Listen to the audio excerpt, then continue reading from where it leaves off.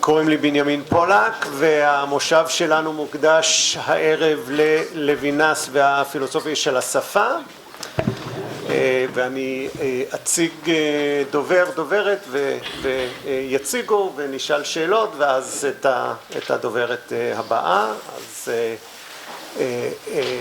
כבוד הוא לי להציג קודם כל את מייקל פיינגבלט, שמגיע אלינו כל הדרך מהאוניברסיטה הפתוחה. כתב הרבה על לוינס ועל פנומנולוגיה, פילוסופיה קונטיננטלית, A Covenant of Creatures, Levinas's Philosophy of Judaism מ-2010, ערך גם עוד ספר חשוב על לוינס ופילוסופיה אנליטית, ותרם כמובן הרבה מאמרים. וכן, אני שמח עכשיו להזמין אותו להציג את הפייפר שלו, Interests on a Debt, Levinas's Preface to Zarader's Le paroles des origines. תודה בנימין. אני אקריא את מה שכתבתי באנגלית, קשה מדי בשבילי לנווט בין שלוש שפות, אבל אני רק אגיד מילה הקדמה. האינטרס שלי כאן זה פרויקט שאני עדיין בעיצומו על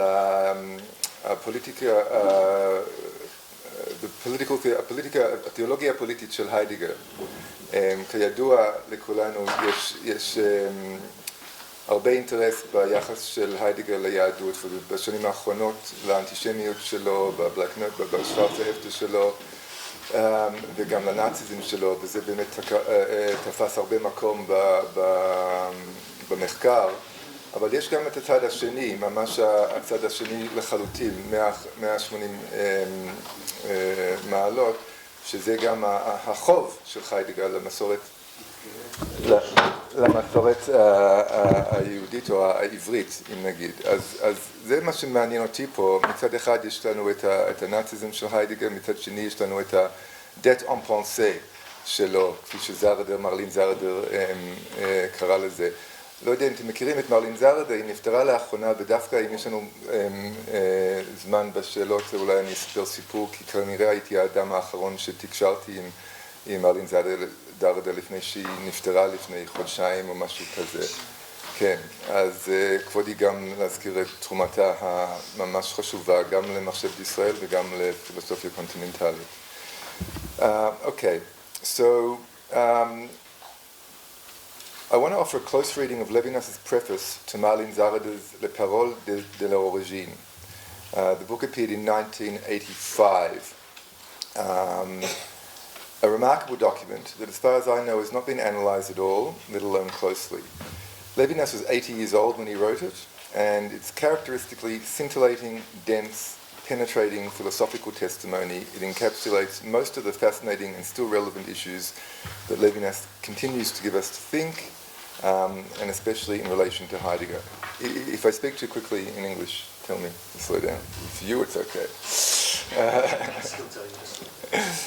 I want to argue that, and this book that Zarader wrote, Les paroles des origines, the conclusion of this book mentions that after she's now gone, what she does in this book is she outlines in 1985 a really comprehensive understanding of Heidegger's development from Sein und Zeit to his later philosophy.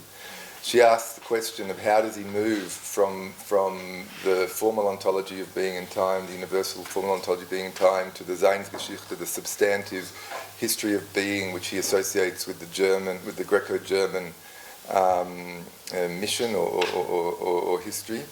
And at the end, she asks a couple of important questions. She says, well, is Heidegger still doing phenomenology? And is this Greek-German story of his, doesn't it sound a lot like the Hebrew story? And then she went on to write a book, Le dette en pensée, Heidegger, l'héritage hébraïque.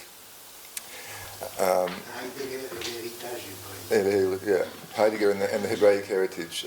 She writes this book as a follow-up to her work on Heidegger himself. Levinas writes a preface for it, and if I'm not mistaken, I'll be happy to learn more about this.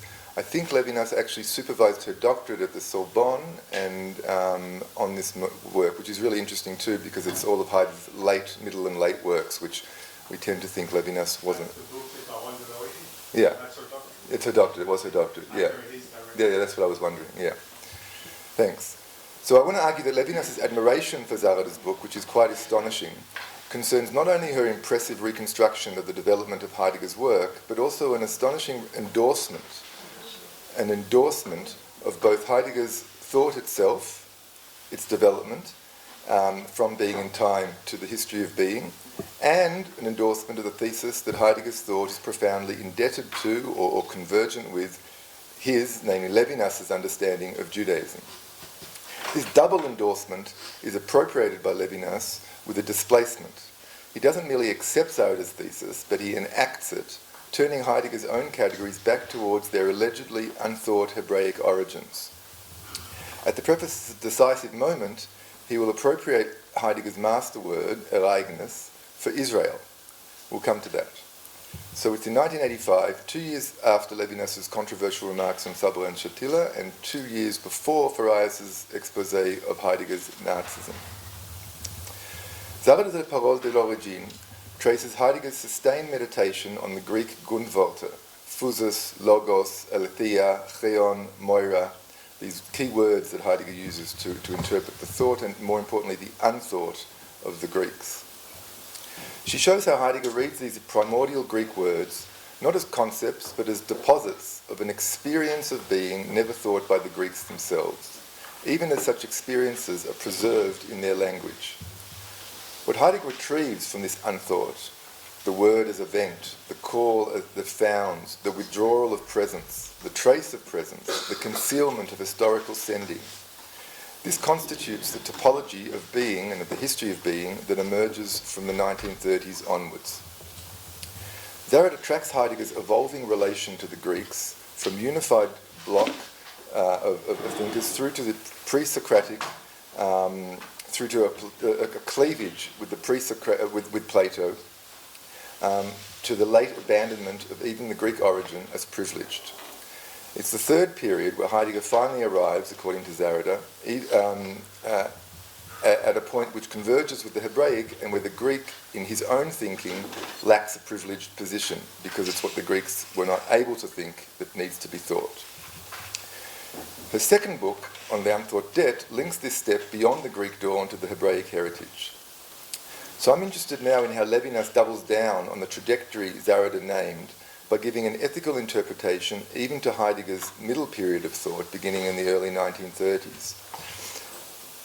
Praising Zarader's analysis of Heidegger's fundamental words, Levinas suggests that the hardening of the Greek words in their passage from originary experience to metaphysical concepts is itself a testimony to an originary ethics.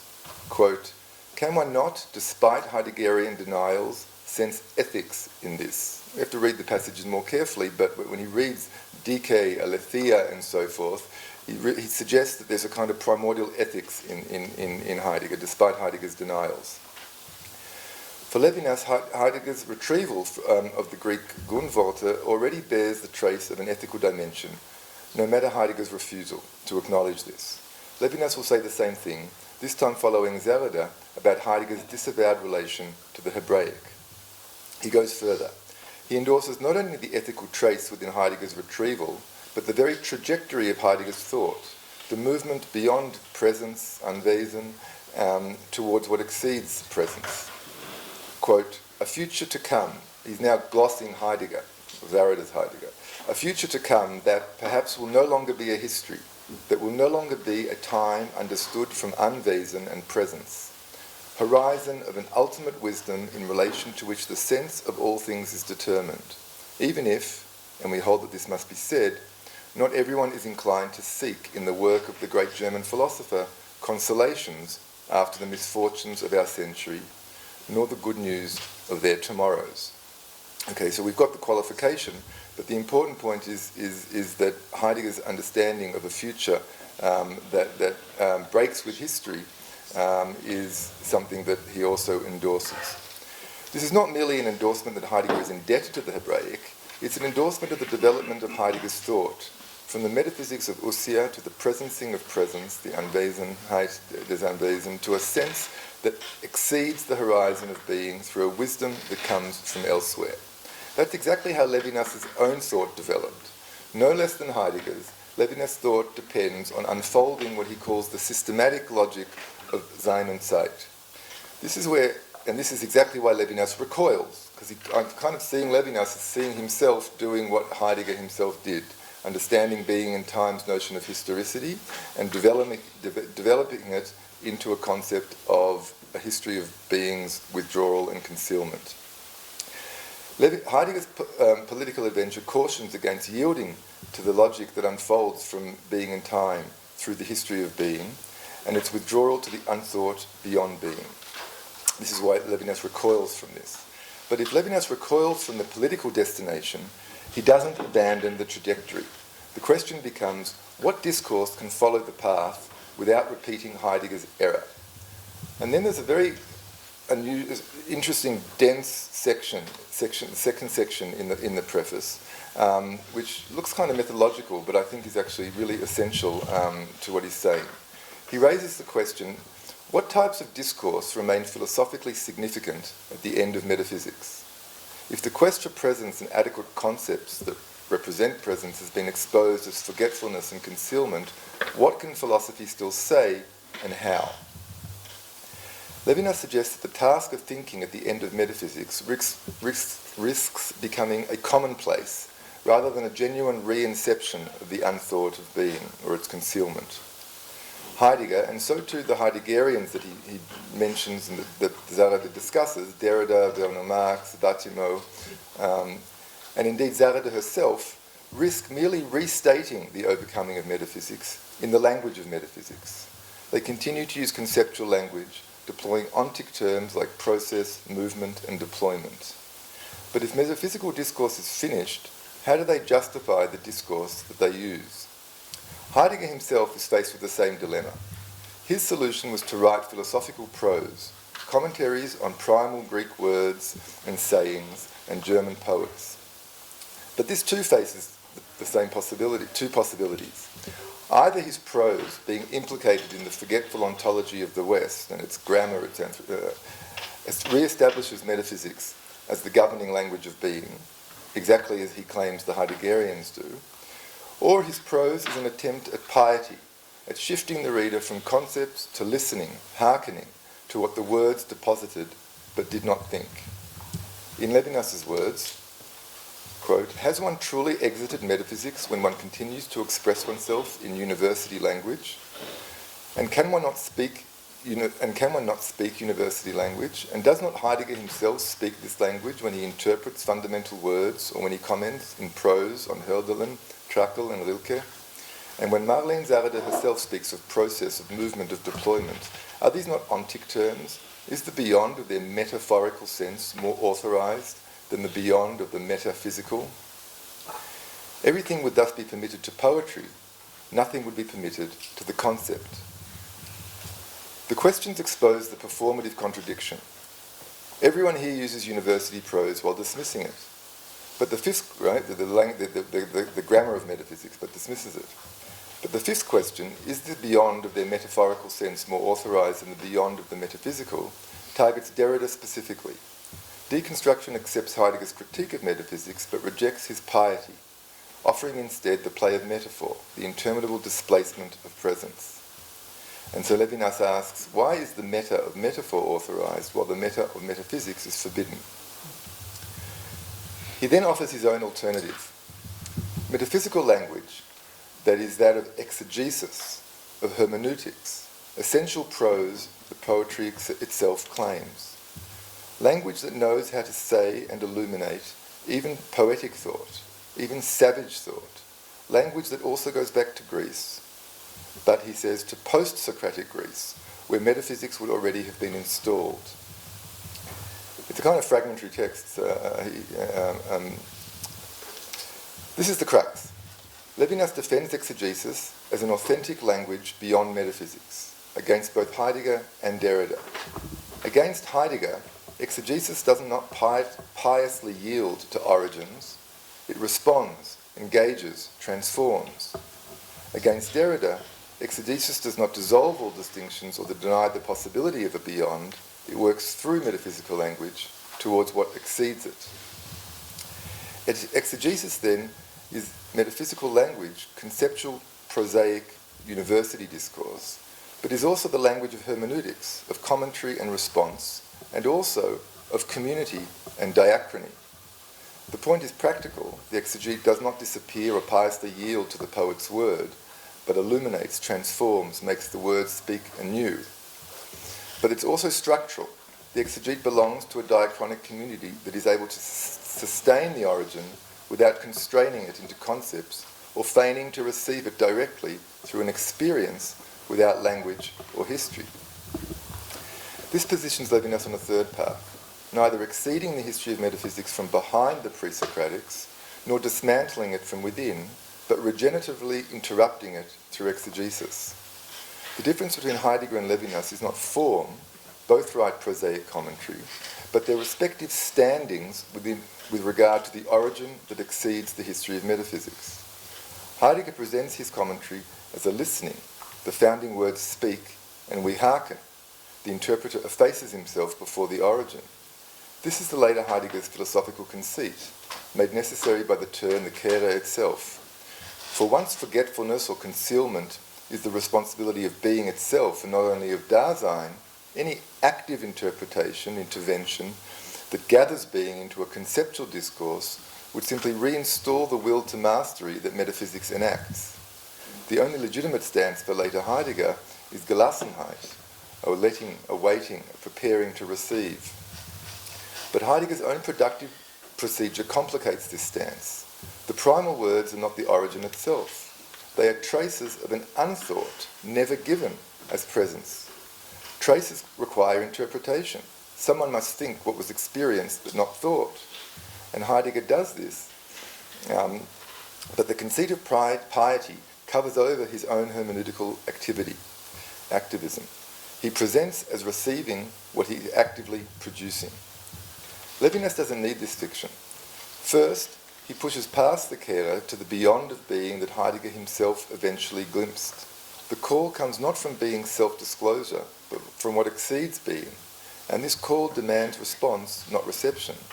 Second, the same logic that justifies the passage from Sein und Zeit to the history of being, following the unthought through language and experience, can locate the founding call not only in Greece, but in Israel. Heidegger himself shows how, when we follow the unthought of his development, as Zarader elaborates it. The Hebraic is also an originary attestation. It only remains to be thought. But the deeper difference concerns what interpretation does. For Heidegger, the origin contains what interpretation uncovers. The truth was deposited in the trace, we retrieve it. Even if retrieval requires active intervention, the self-understanding is we are uncovering what was always already there. The truth concealed is recovered. For Levinas, the origin calls forth what interpretation produces. The text doesn't contain its readings, it generates them. The Talmud isn't implicit in Torah, waiting to be found. It's a response that Torah calls for, but doesn't already contain. Interpretation is creative, not merely restorative. Levinas doesn't yet name the rabbinic, but it's coming. He lays out the groundwork for displacing the task of thinking the unthought, from the Greco-German mythos to that of Israel amid a Christian Europe. Okay, the fourth section I'm going to skip. He actually introduces Husserl and Bergson. Okay, fine. But let me cite from the last section of the preface. The history of our concealed origins, Levinas suggests, in the thought of withdrawal and the being and the beyond of being, the exegetical alternative to pious and prosaic discourse. These are what Heidegger unfolds from Sein und Zeit into its Greco-German idiom. But as Zarader shows, these always had Hebraic bearings that gave substantive orientation to the systematic logic of Sein und Zeit. Levinas therefore presses the question: Is it, however, incontestable that the historia, the geschichtlich, owes nothing here to the historical and has no connivance, affinity with another past? Does thought of being, in which subjective and objective senses of the genitive bear no trace of that which would have been arisen before the morning of Greece, or which, like sacred, like holy history, was intervened into the history of being? Then comes this. Is our European history not a becoming where it happens, sich ereignet, the inextinguishable Israel in the midst of a Christian Europe? Levinas here appropriates Heidegger's master word for sich ereignet, it happens, c'est passé, it comes to pass, it appropriates, for Israel. Israel becomes an event of the withdrawal of being, an authentic historiality. If Geschichtlichkeit in being and time was still formal, it admits of multiple substantive fillings. Heidegger filled it with the Greek-German destiny, and Levinas with the inextinguishable Israel. He therefore endorses Zarader. All biblical thought remains pure silence in Heideggerian hermeneutics, but the origin, Heidegger doesn't think, isn't merely beyond being in history. It's in history, born by the people of Israel, whose flame and ashes are traced throughout European history. This is an origin that persists in bearing the withdrawal and beyond of being within Europe. Now Levinas chooses his example carefully. Reading Zarader's pages on Heidegger's account of earth in his later work, Levinas contrasts the way of exegetical responsiveness to the origin with Heidegger's pious attempt to yield to it. Not the biblical account of the sacred land is decisive, but the Talmudic way of rejoining this with its own unthought origin in the withdrawal and concealment of presence, where the beyond of being signifies concretely. And so Levinas cites from Masechet Arachim 15a to illustrate his point. While the Torah suggests that the explorers sent by Moses are punished for slandering the Holy Land, the Talmud asks, if slandering a land merits death, how much more so slandering a person? And that's really the sort of upshot of what Levinas is doing. He really, I feel, he appropriates, enacts, and then displaces Heidegger's account of sacred history by contrasting his method of exegesis and the necessity for it with Heidegger's, and in so appropriating, enacting, and displacing Heidegger's sacred history of being, perhaps he also, in a way, displaces ours here in Israel too.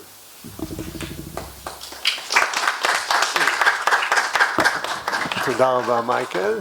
יש לנו כמה דקות לשאלות מהקהל, בעברית, באנגלית, המיקרופון עובד. גרמנית. בגרמנית.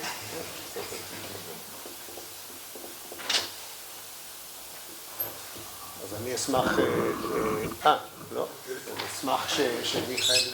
שיקרא לך את השאלה. כן, תודה מייקל. כששמעתי את ההרצאה אז חשבתי אצל היידגר יש בשלב מסוים באחד הסמינרים שלו בצרפת, הוא מתאר את המחשבה שלו בשלושה שלבים. שלב ראשון זה המובן של ההוויה, שלב שני זה ההיסטוריה של ההוויה והאמת של ההוויה, שלב שלישי זה הטופולוגיה של ההוויה.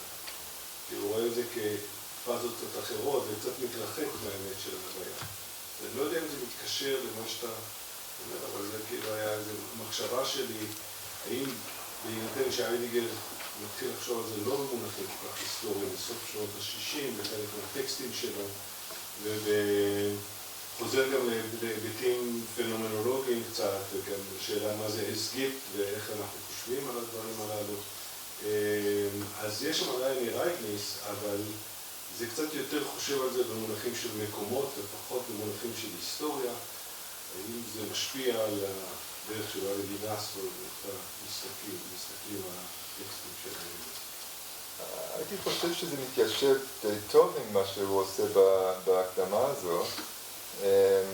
גם זרדר טוענת, גם יש לה שלישייה של גלגול של התפתחות של המחשבה של היידגר, והיא גם טוענת, אני חושב בצדק, שהשלב השלישי הוא כבר מעבר להיסטוריה. היא לא מתמקדת בטופולוגיה כל כך, אבל קצת, גם בגפירט, וזה מה שלוינס גם שם את האצבע שלו על זה. בעצם הטיעון שלי שלוינס מקבל את התיאור הזה שההיידיגר בונה לעצמו, שזרדר בונה לו, רואה את ההתפתחות הזאת מזין ונסייד כדבר שמתייצב די טוב עם ההתפתחות שלו עצמו מ-1927 עד 85, ואומר אבל היידיגר לא היה לו את המשאבים כדי לנטרל את סכנת הדבר, והוא מראה דרך הדוגמה שלו והדיון הדחוס על הפרשנות כיצד מנטרלים את הדבר הזה בלי לוותר עליו.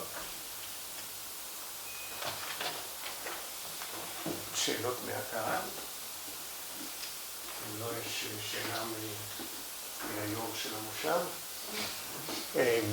מייקל, דווקא אשמח לחזור לעניין של פרשנות של אקסג'יסיס. אני לא מכיר את הטקסט שאתה פרסת בפנינו, אבל עד כמה שהבנתי אותך, אז הצגת כאילו פרשנות גרסת היידיגר, שזה כאילו הכל נמצא שם במקור, ואצל לוינס זה יותר דיאלוגי, יותר תגובה, מה שהטקסט מעורר. אז מיד קפץ לי דווקא, אז כמובן זה מתחיל בחז"ל, ברעיון הזה כל חידוש פרשני בעצם כבר נאמר למשה מסיני, ובמיוחד למאמר של שולם על התגלות ומסורת שדי משחק עם הרעיון הזה. ואני יודע שלוינס הכיר את הטקסטים האלה של שולם, אז עד כמה הוא רוצה להתעקש על פרשנות שהיא פרשנות יהודית או חז"לית אל מול הפרשנות ההיידיגריאנית.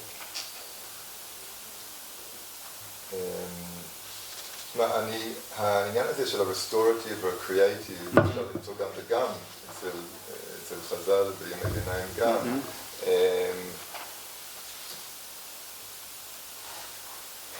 קשה לי לענות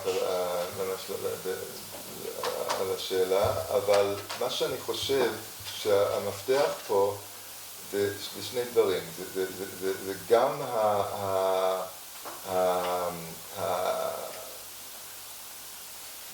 הצורך בתגובת, responsiveness, שהפרשן נדרש לענות לזה לעומת הרעיון של השמיעה הטהורה, וגם העניין של הקהילה הדיאקונית, שאני חושב שזה די חשוב לו גם, שהוא גם דבר שהיידיגר היה צריך דווקא ליצור את זה, או לדמיין את זה, אבל זה לא, צריך לחשוב על זה יותר. תודה. יש לי הרבה שאלות, ואני באמת שאני לא יודע מאיפה להתחיל. אולי תתחיל עם המיקרופון ו... אין צורך, אני אדבר בקול רם.